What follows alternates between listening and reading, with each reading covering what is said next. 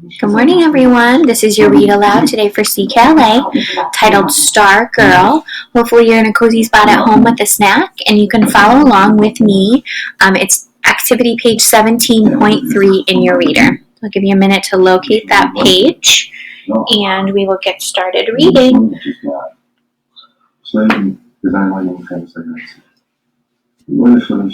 Okay. Wow, said Billy Jones. What an awesome ride. Oh no, said Mrs. Jones. I think I'm going to be sick. The Jones family had just come off the Gorgon, the new roller coaster in Mega Adventureland. Billy had enjoyed the ride. His mom had not. She felt dizzy and sick to her stomach. Are you really going to be sick, Mom? Billy asked. He had never seen his mom get sick. Meanwhile, Billy's sister Jen was tapping away at her pocket calculator. I calculate that the G-force on the last plunge was about 3.5 Gs. She said, that's 3 times the force of gravity on the surface of the Earth. That's roughly what the astronauts in the space shuttle experienced during re-entry. Billy rolled his eyes. It was just like Jen to take an awesome ride and turn it into a science lesson. Jen was nuts about science, and especially about astronomy. She had read every astronomy book in the school library. She could tell you about the atmosphere of Venus, the rings of Saturn, and the great red spot on Jupiter. She knew why Pluto was no longer counted as a planet. She knew everything about Apollo 11 and the moon landing. She had a big photograph of the first moon.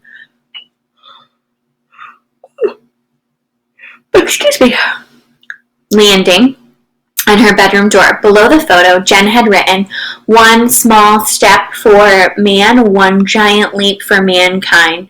Jen's hero was Dr. Mae Jemison, a female astronaut who went up in the space shuttle. Jen already knew more about astronomy than either of her parents. Mr. and Mrs. Jones wanted to help her learn more, but they were not quite sure how to do it. That's why Mr. Jones was so happy when he spotted the flyer. "Beth," he called out as he came in, "look at this." It was a blue flyer. Mrs. Jones had found it at the bagel shop. It was astronomy camp. Mr. and Mrs. Jones studied the flyer. The camp would be held during the summer on the campus of a college a few hours away. The flyer said the camp was for kids 12 to 17 years old. "It's perfect," said Mr. Jones. Mrs. Jones did not reply. A funny look came over her face. "What?" asked Mr. Jones. He had seen that look before. "What's the matter?" "Jen is only 12, said Mrs. Jones. "So," said Mr. Jones, "it says right here the camp is for ages 12 to 17. "She'll be the youngest one there," said Mrs. Jones. "Plus, she's never been away from home. She might get scared." "Oh, nonsense," said Mr. Jones. "She'll be fine. This is right up her alley. She's going to love it."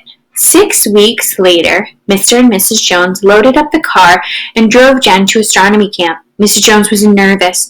She bit her fingernails all the way there. The camp director gave a welcome speech. It was a speech designed to make worried moms worry less. The speech made Mrs. Jones feel better, but she was still worrying when she hugged Jen goodbye. "Call me tonight," she said. "Promise you will." "I will," said Jen. "I promise." It was a long ride home. Mrs. Jones cried most of the way. Every so often, she would call out, "My baby girl." It was by the time they got home, the sun had set. Although if Jen had been there, she would have pointed out the sun does not really rise or set. Earth rotates on its axis, and that's what gives us days and nights. Mr. Jones parked the car and opened the door for his wife. Inside, he got her a glass of water and sat next to her on the couch.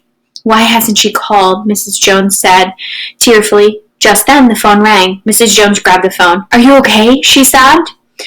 Jen did not hear her mom sobbing. She was too busy describing her first day at camp.